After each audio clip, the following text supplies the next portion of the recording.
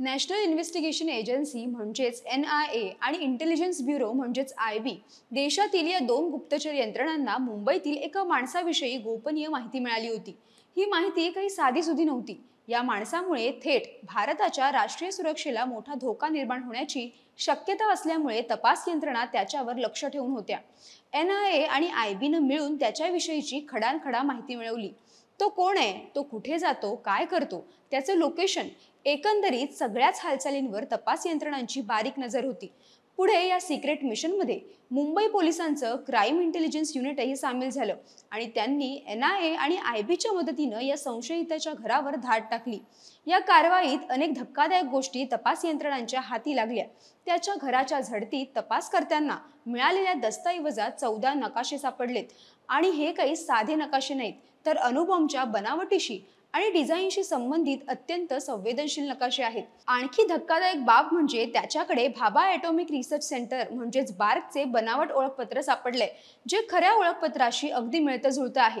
तर बार्कमधील बनावट शास्त्रज्ञ असल्याचं भासवणाऱ्या या संशयिताचं नाव आहे अख्तर हुसेन कुतुबुद्दीन अहमद। पण हा नेमका आहे कोण आणि त्याच्या घरात आणखी काय काय सापडले? त्यानं इतकी गोपनीय आणि संवेदनशील माहिती कुठून मिळवली? बार्कच्या माध्यमातून घातपात घडवण्याचा काही कट होता का? आतापर्यंत नेमकी काय माहिती समोर आली आहे, याविषयीचा सविस्तर आढावा घेऊयात आजच्या या व्हिडिओतून। नमस्कार, मी अनिशा डुमरे आणि माझ्यासोबत आहेत व्हिडिओ जर्नलिस्ट आलेख चाळके। गुप्तचर विभागाकडून मिळालेल्या माहितीच्या आधारे शुक्रवारी 17 ऑक्टोबरला मुंबई पोलिसांच्या क्राईम इंटेलिजन्स युनिटनं अख्तर हुसेन याच्या वर्सोवा येथील घरावर धाड टाकली। त्यावेळी अख्तरला अटक केली आणि त्याच दिवशी न्यायालयात हजर करण्यात आलं। त्याला न्यायालयानं 24 ऑक्टोबर पर्यंत पोलीस कोठडी सुनावली आहे। अख्तरच्या घराच्या झडतीत तपास करताना अणुबॉम्बच्या बनावटीशी आणि डिझाईनशी संबंधित 14 अत्यंत संवेदनशील नकाशे मिळालेत। झडती सुरू असतानाच पोलिसांना एक आय कार्ड सापडलं। हे आय कार्ड होतं भाभा ॲटॉमिक रिसर्च सेंटरचं। भाभा ॲटॉमिक रिसर्च सेंटर म्हणजेच बार्क। याच बार्कमध्ये सायंटिस्ट असल्याचं ओळखपत्र अख्तरकडे होतं। हे कार्ड खऱ्या ओळखपत्राशी अगदी मिळतं जुळतं होतं, मात्र पोलिसांना ते बनावट असल्याचं लक्षात आलं, कारण त्यावर फोटो जरी अख्तरचा असला तरी नाव भलत्याचंच होतं। हे नाव होतं अली रजा हुसैनी। हे अख्तरची दुसरी ओळख आणि यानंतर पोलिसांना त्याच्याच घरात बार्कचं आणखी एक आय कार्ड मिळालं। त्यावर नाव होतं अलेक्झांडर पाल्मर। विशेष म्हणजे या दोन्हींवर अख्तरचाच फोटो होता। अख्तरच्या घरात सापडलेले हे दोन फेक आय कार्ड्स आणि अणुबॉम्बच्या डिझाईनशी संबंधित 14 नकाशे, या सगळ्यामुळे पोलिसांचा संशय अधिकच बळावला। जप्त केलेल्या कागदपत्रांची तपासणी करण्यासाठी आणि सत्यता पडताळण्यासाठी टेक्निकल टीम्सची मदत घेण्यात आली। या तपासादरम्यान पोलिसांच्या लक्षात आलं की यातील काही नकाशे हे अंधेरीतील एका लोकल शॉपमध्ये छापण्यात आले होते, ज्यामुळे ही माहिती नेमकी कुठून मिळवली आहे याविषयी पोलिसांचा शोध सुरू आहे। याशिवाय अख्तरच्या घरातून अनेक बनावट पासपोर्ट, आधार कार्ड, पॅन कार्ड आणि ड्रायव्हिंग लायसन्स तसेच अनेक मोबाईल फोन्स आणि पेनड्राईव्ह सापडलेत, तेही जप्त करण्यात आले। जप्त केलेलं सर्व डिजिटल साहित्य आणि इतर साहित्य पुढील फॉरेन्सिक तपासणीसाठी पाठवण्यात आले।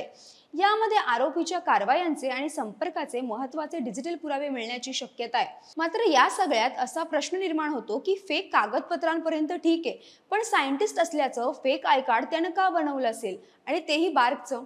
तर याचं उत्तर अख्तरच्या भूतकाळात सापडतं। प्राथमिक तपासातून समोर आलेल्या माहितीनुसार अख्तर हा पूर्वी आखाती देशांमध्ये तेल आणि मार्केटिंग कंपन्यांमध्ये काम करत होता।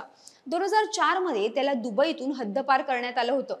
त्यावेळी त्याच्यावर भारताशी संबंधित संवेदनशील माहिती अरब राजदूतांना विकण्याचा प्रयत्न केल्याचा आरोप केला होता।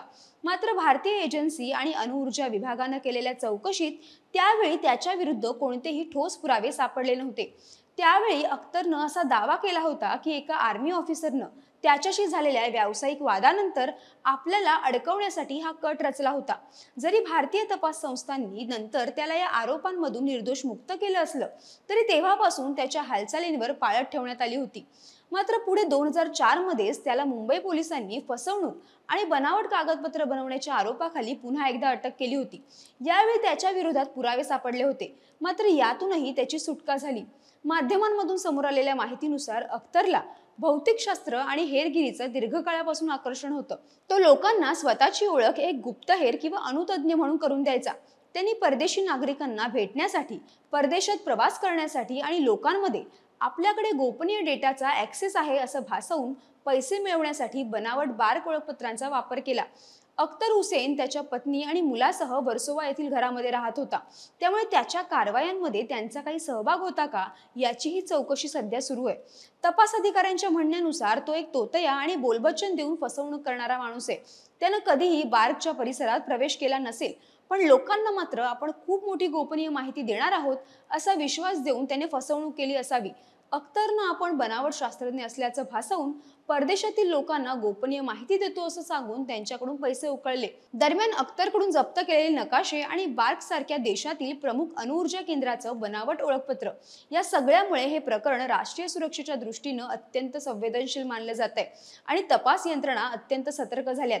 आता मुंबई गुन्हे शाखा आणि NIA, IB यांसारख्या मोठ्या केंद्रीय तपास यंत्रणा या गोष्टींची कसून चौकशी करतायत की अख्तरचे परदेशी हेर किंवा दहशतवादी संघटनांशी काही संबंध आहेत का आणि देशाच्या अणुऊर्जा किंवा संरक्षण क्षेत्रातील कोणतीही गुप्त माहिती धोक्यात आली आहे का.